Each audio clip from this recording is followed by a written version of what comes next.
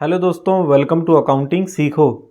दोस्तों, आज की इस वीडियो का हमारा टॉपिक है पार्टनरशिप। इस वीडियो में हम जानेंगे कि पार्टनरशिप क्या होती है, इसकी मीनिंग, इसकी डेफिनीशन क्या है और इस पार्टनरशिप बिजनेस के क्या क्या फीचर्स होते हैं, इसकी विशेषताएं क्या होती हैं। दोस्तों, बिजनेस ऑर्गेनाइजेशन की जो अलग अलग फॉर्म्स होती हैं, जिसमें पहला हमारा था सोल प्रोप्राइटरशिप, जिसे हम इससे पहले की वीडियो में समझ चुके हैं कि सोल प्रोप्राइटरशिप क्या है, उसकी मीनिंग, डेफिनीशन, उसके क्या क्या फीचर्स होते हैं, उसके एडवांटेजेस क्या क्या हैं, उसके सोल प्रोप्राइटरशिप बिजनेस करने के डिसएडवांटेज क्या हैं, उसके नुकसान क्या क्या होते हैं। तो इन सब के बारे में हम इससे पहले की वीडियो में समझ चुके हैं।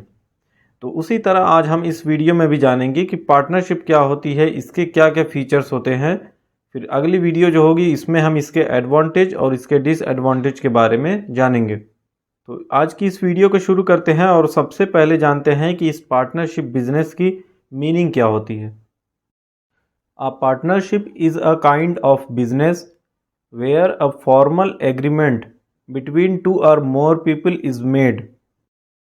दे agree to be co-owners, distribute responsibilities for running an organization, and share the income or losses that the business generates। इसका मतलब यह है कि पार्टनरशिप, या जिसे हिंदी में हम साझेदारी कहते हैं, यह इस तरह का बिजनेस है, इस तरह का व्यवसाय है जहां पर दो या दो से ज़्यादा लोगों के बीच एक फॉर्मल एग्रीमेंट होता है, एक औपचारिक समझौता किया जाता है। अब इस एग्रीमेंट में होता यह है कि वो उस बिजनेस को चलाने और उसके को ओनर्स बनने के लिए एग्री होते हैं, उस पर सहमत होते हैं कि वो उस बिजनेस ऑर्गेनाइजेशन को चलाने की जिम्मेदारियों को डिस्ट्रीब्यूट करेंगे।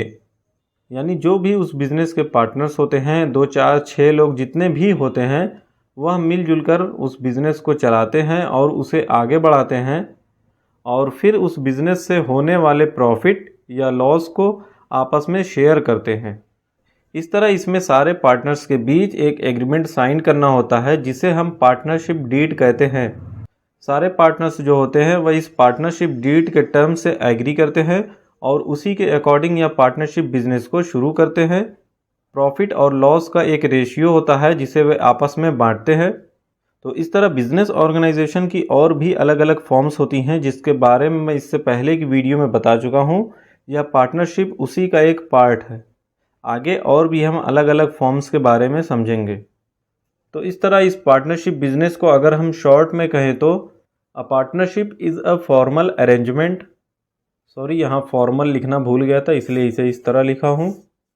By 2 or more parties to manage and operate a business and share its profits।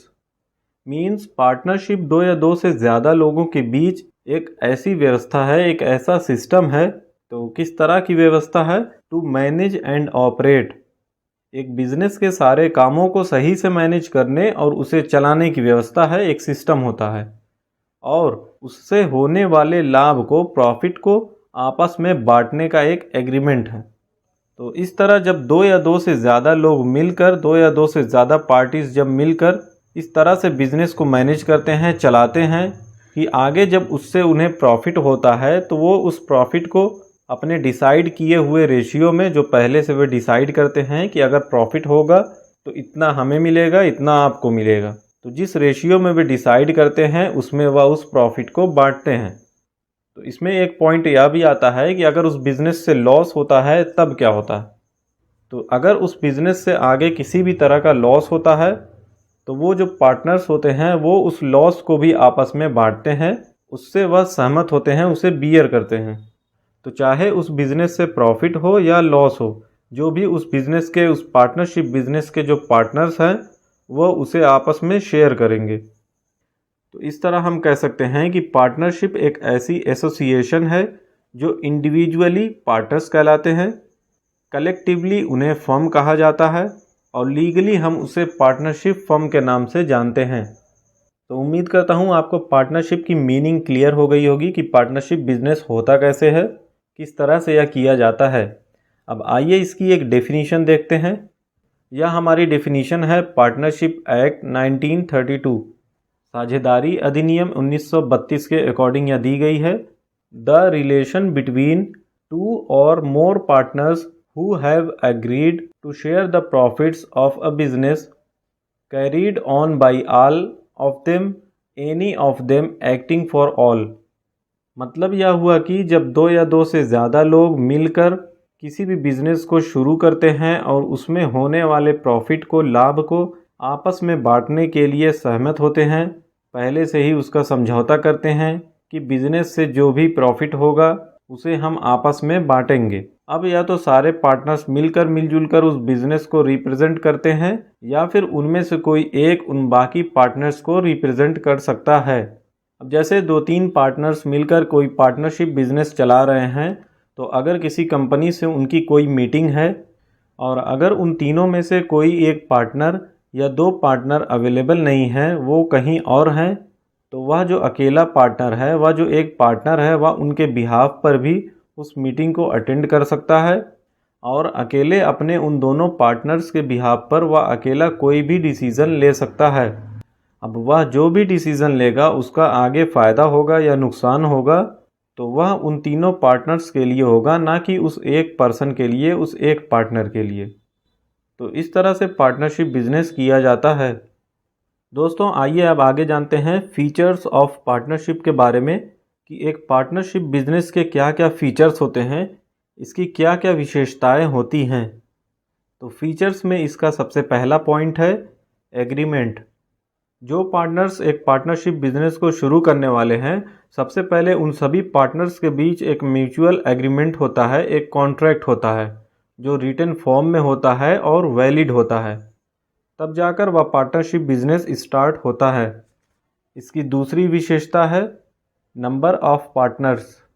अब पार्टनरशिप बिजनेस की दूसरी विशेषता तो यह है कि इसमें कम से कम 2 व्यक्ति ज़रूर होने चाहिए, तभी वह पार्टनरशिप बिजनेस कहलाएगा। अगर कोई एक अकेला व्यक्ति है तो वह खुद से पार्टनरशिप बिजनेस नहीं कर सकता है, उसके लिए सोल प्रोप्राइटरशिप बिजनेस होगा। तो अब कम से कम इस पार्टनरशिप बिजनेस में 2 व्यक्ति होने चाहिए। और ज़्यादा से ज़्यादा कितने हो सकते हैं?